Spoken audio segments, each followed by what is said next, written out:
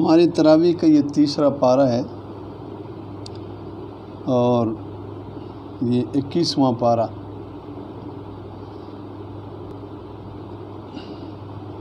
ماشاءاللہ 2:10 ہیں، کافی دیر ہو چکی ہے۔ سورہ عنکبوت میں آغاز ہی میں ایمان والوں کے آزمائشوں کا ذکر تھا۔ پچھلے سورہ قصص میں انبیاء کرام پر آزمائشوں کا تذکرہ تھا۔ دیکھیں جب انبیاء پر آزمائشیں آتی ہیں، جیسے حضرت موسیٰ علیہ السلام اور دیگر انبیاء کا آپ نے پڑھ لیا، تو ایمان والوں کو کہا گیا کہ احسب الناس ان یترکوا ان یقولوا آمنا وهم لا یفتنون۔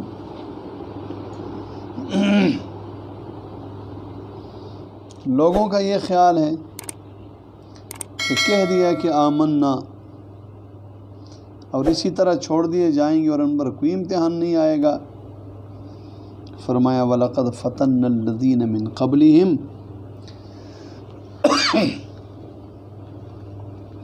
پہلے لوگوں کو بھی ہم نے امتحان لایا ہے، اور امتحان کا نتیجہ کیا نکلتا ہے؟ فَلَيَعْلَمَنَّ اللَّهُ الَّذِينَ صَدَقُوا وَلَيَعْلَمَنَّ الْكَاذِبِينَ۔ سچے بھی سامنے آتے ہیں، جھوٹے بھی سامنے آتے ہیں۔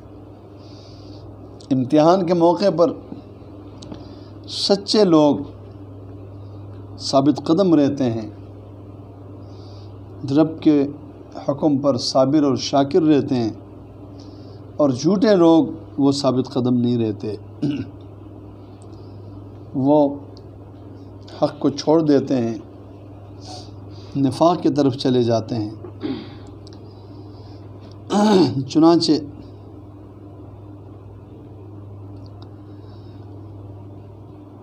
سیدنا نوح علیہ السلام کا تذکرہ بھی اسی امتحان کے ضمن میں ہے۔ 950 سال تک وہ قوم کو سمجھاتے رہے، قوم کو توحید کا درس دیتے رہے، نہیں مانا۔ ان کی طرف سے کبھی پتھر مارنے کی باتیں، اور واقعی مارتے تھے، اور کبھی برا بلا، اور کبھی استہزاء اور مذاق۔ اس صورت کے اندر چونکہ سورہ عنکبوت میں عنکبوت کا ذکر ہے، عنکبوت مکڑی کو کہتے ہیں، اللہ رب العزت نے ایک مثال دی ہے کہ جو لوگ اللہ کو چھوڑ کر غیروں کے سہارے، غیروں پر اعتماد اور غیروں کو پکارتے ہیں، یقین جانیں وہ فرمایا کہ ان کی مثال عنکبوت اور مکڑی کی ہے۔ مثل الذین اتخذوا من دون اللہ اولیاء، وہ شرک کرنے والے جو اللہ کے سوا دوسروں کو کارساز سمجھتے ہیں، یہ شرک کرنے والے ایسے ہیں جیسے عنکبوت مکڑی ہے۔ مکڑی میں کیا بات ہے؟ فرمایا اتخذت بیتن، مکڑی اپنا آپ نے دیکھا ہوگا گھروں کے اندر جالا سا بنا کر وہ سمجھے کہ یہ میرا گھر ہے، یہ مجھے گرمی سے بچائے، یہ مجھے سردی سے بچائے۔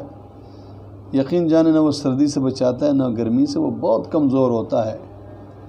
ہمارے استاذ فرماتے تھے بس موحد چاہیے، جھاڑو ہاتھ میں لے اور ان مکڑیوں کے سارے جالوں کو جناب ایسے ختم کرے اور صاف کرے۔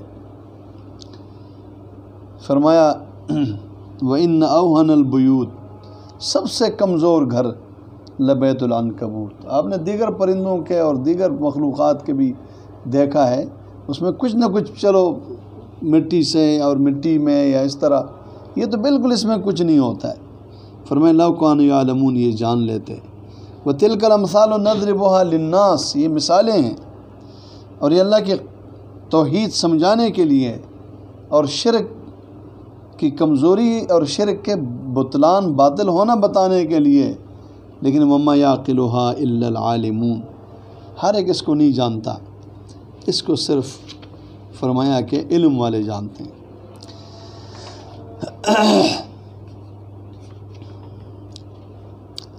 اس صورت میں نہ ماننے والوں کے عذاب کی بھی کئی صورتیں بتائی ہیں۔ انبیاء آئے، سمجھایا، نہیں مانا، انبیاء نے ہجرت کی، ان پر آزمائشیں آئی۔ فرمایا کہ لیکن نتیجہ کیا نکلا؟ انبیاء اور ان کے ساتھ ماننے والے بچ گئے، انہیں اللہ نے کامیاب کیا، اور نہ ماننے والوں کو کسی نہ کسی عذاب میں پھنسایا ہے۔ چنانچہ فرمایا،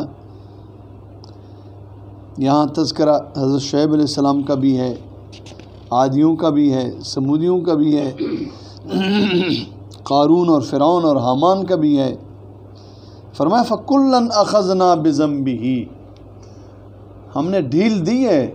کہتے ہیں فرعون کو ایک بڑے عرصے تک سر میں درد بھی نہیں ہوا، حالانکہ وہ اپنے آپ کو رب کہتا تھا۔ فرمایا ڈھیل ضرور دی ہے، لیکن پھر ہم نے آخر پکڑا بھی ہے عذاب میں، جیسے ان کے گناہ تھے اس حساب سے۔ فَمِنْهُمْ مَنْ أَرْسَلْنَا عَلَيْهِمْ حَاصِبًا، کچھ پر تو ہم نے کنکریاں برسائی اوپر سے، لوط علیہ السلام کی قوم۔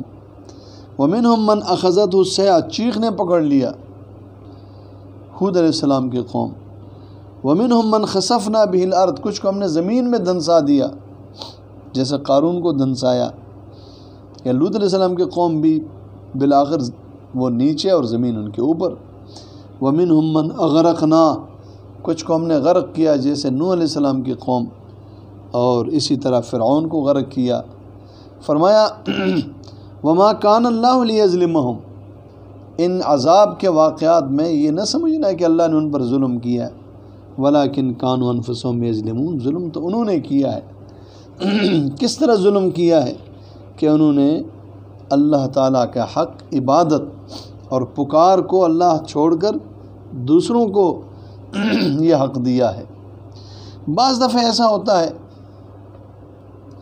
کہ ایک آدمی مومن اور موحد بندر چاہتا ہے، لیکن اس کے لیے حالات نہیں ہوتے، اس کا ملک غیروں کا ہے، اس کے علاقے میں غیروں کا تسلط ہے، تو اللہ تعالیٰ انہیں ہجرت کا حکم دیتے ہیں۔ فرمایا چھوڑو اپنی اس بستی کو، ساری دنیا اللہ کی ہے، جب اللہ کی ہے تو تمہارے لیے ہے۔ فرمایا یا عبادی الذین آمنوا ان ارضی واسعہ، زمین بہت وسیع ہے، وإیایا فاعبدون، عبادت میری کرنی ہے، یہاں کر سکتے ہو تو ٹھیک ہے، نہیں رشتہ داروں کو، دوستوں کو، مال و متاع و علاقہ چھوڑو، تمہارا سرمایہ تو اللہ کی عبادت اور اللہ سے تعلق ہے، جب وہ نہیں کر سکتے ہو تو پھر یہاں کرتے کیا ہو؟ فرمایا کل نفس ذائقۃ الموت، اگر تم نے اپنا عقیدہ اور ایمان اور عمل صالح بچانے کے لیے ہجرت نہیں کی تو تم نے ایک بہت بڑی ہجرت کر کے ہمارے پاس آنا ہے، وہ موت ہے، ہمارے طرف لوٹائے جاؤ گے۔ اور پھر آگے یہاں پر نعمتوں کا ذکر ہے ہجرت کرنے والوں کے لیے۔ سورہ روم میں آپ صلی اللہ علیہ وسلم نے سورہ روم کے شروع والے آیتوں میں جب اس کی تلاوت کی تو اس کے اندر ایک واقعہ اور ایک سمجھ لو کہ عالمی تبدیلی کا تذکرہ تھا۔ دو بڑی طاقتیں تھیں، ایک روم اور ایک فارس۔ روم اہل کتاب تھے، فارس والے مشرک تھے۔ ادھر مکہ میں مسلمان کتاب والے ہیں، مشرک ہیں، مشرک کا مشرک کے ساتھ تعلق اور کتاب والوں کے ساتھ تعلق۔ ہوا ایسے کہ بڑے عرصے بعد فارس والے روم والوں پر ایسے غالب آ گئے کہ بظاہر 50 اور 100 سال میں روم والے سر اٹھانے کے قابل نہیں تھے، لیکن قرآن کہتا ہے کہ روم والے مغلوب تو ہوئے ہیں لیکن 9 سال کے اندر اندر غالب ہو جائیں گے۔ یہ بظاہر حالات اس کے مطابق نہیں تھے، لیکن ایسے ہی ہوا۔ یہ مکہ کی بات ہے۔ آپ صلی اللہ علیہ وسلم ہجرت کر کے مدینہ تشریف لے گئے۔ دوسرے سال میں بدر کا واقعہ ہوا۔ جس سال بدر کے واقعہ، جس دن بدر میں اللہ نے مسلمانوں کو فتح عطا کی، فرماتے ہیں اسی دن دوبارہ رومیوں نے فارس والوں پر غلبہ حاصل کر لیا تھا۔ سبحان اللہ۔ سورت میں دلائل کا تذکرہ ہے، دلیل عقلی 1، دلیل عقلی 2، چونکہ ایک خاص انداز سے ہے اس لیے میں تھوڑا سا اس کا ذکر کرنا چاہتا ہوں۔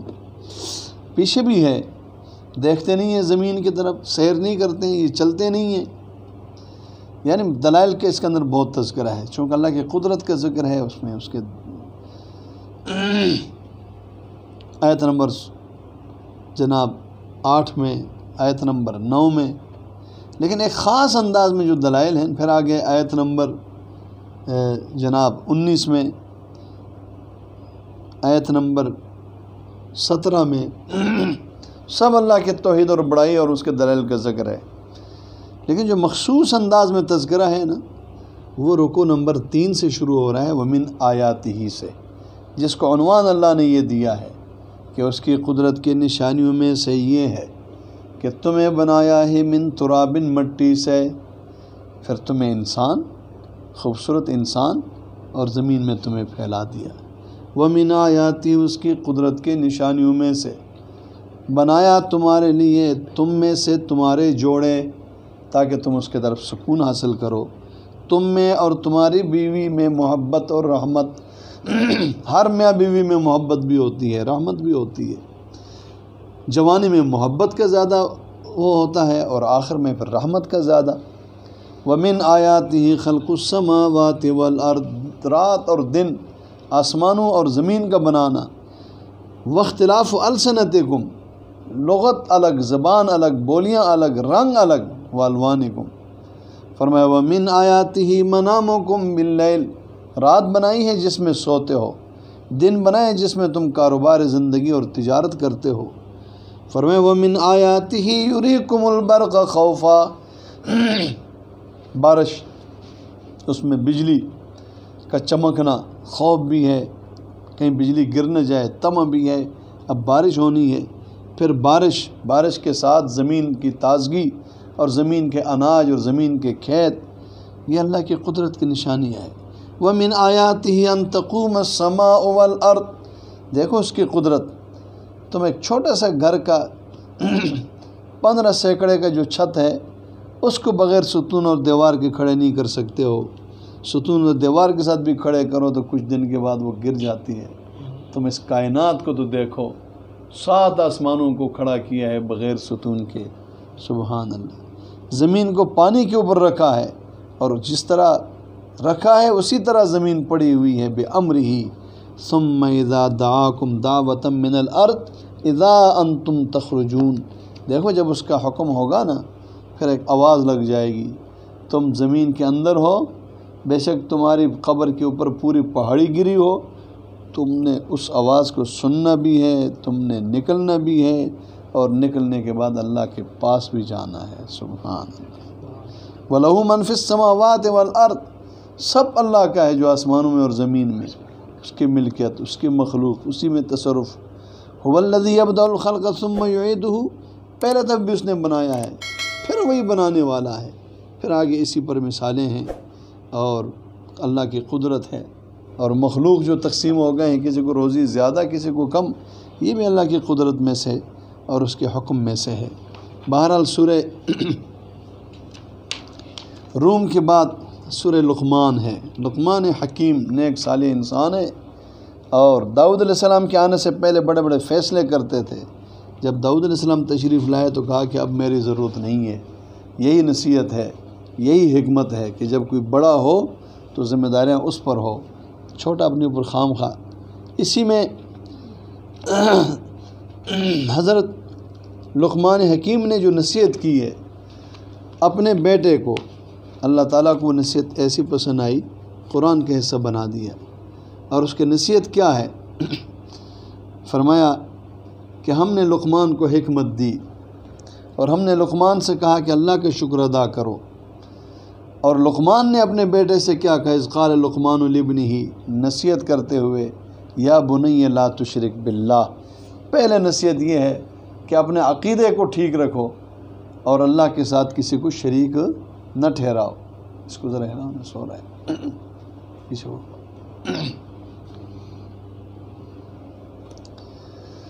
فرمایا کہ پہلے نصیحت یہ ہے کہ شرک نہ کرو، ان الشرک لظلم عظیم، شرک بہت بڑا ظلم ہے۔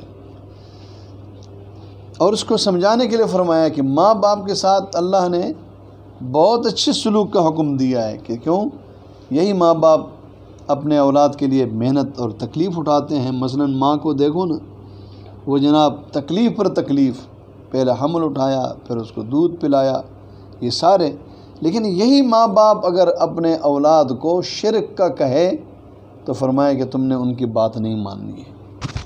پھر فرمایا کہ یا بنیا، بیٹے اس شرک سے اس لیے روک رہا ہوں کہ انہا ان تک مثقال حبۃ من خردل، ایک رائی کے دانے کے بقدر شرک، اور وہ شرک فتکن فی صخرۃ، چٹان اور پہاڑوں میں کہیں ہو، اور فی السماوات، آسمانوں میں ہو یا زمین میں ہو، یأتی بہا اللہ، کل قیامت کے دن لائیں گے۔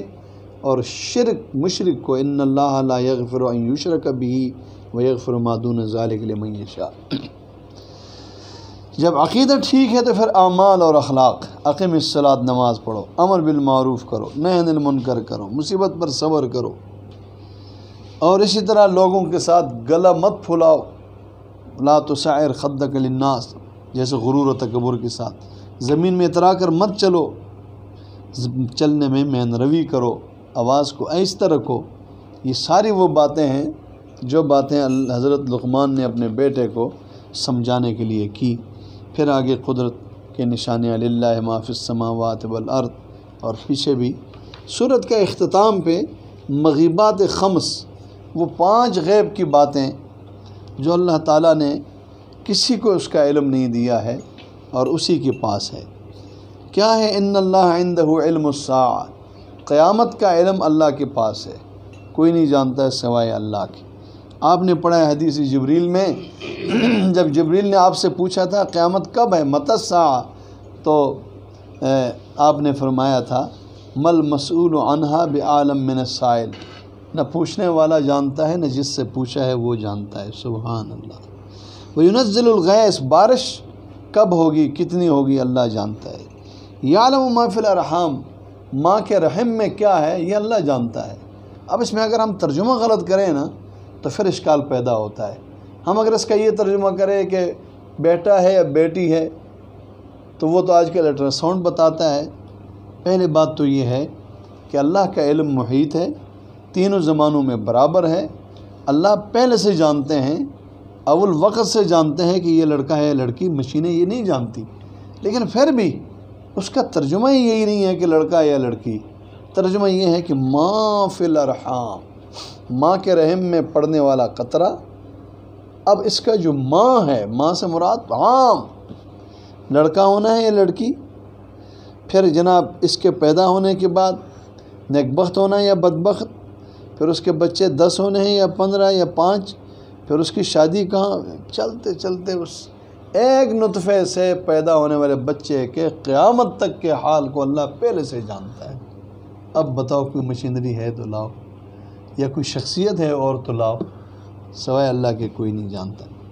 فرمایا ما تدری نفس ماذا تکسب، کل کیا کرے گا یہ اللہ جانتا ہے۔ ما تدری نفس بأی ارض تموت، موت کب آئے گی اللہ جانتا ہے۔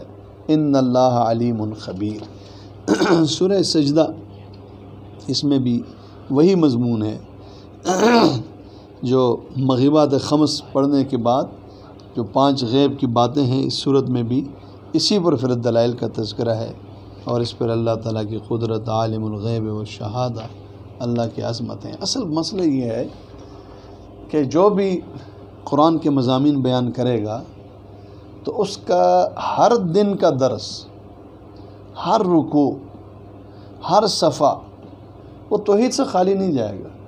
ہاں خیانت کرے کہ بس ایک دفعہ میں نے کیا ہے پھر آگے جا کر والناس میں بات کرے، یہ تو قرآن کے مضامین کے ساتھ خیانت ہے۔ قرآن نے جب ہر جگہ بیان کیا، کیونکہ عقیدہ، اللہ کی قدرت، اللہ کی تعریف، تو پھر بتانے والے کو بھی بتانا پڑتا ہے۔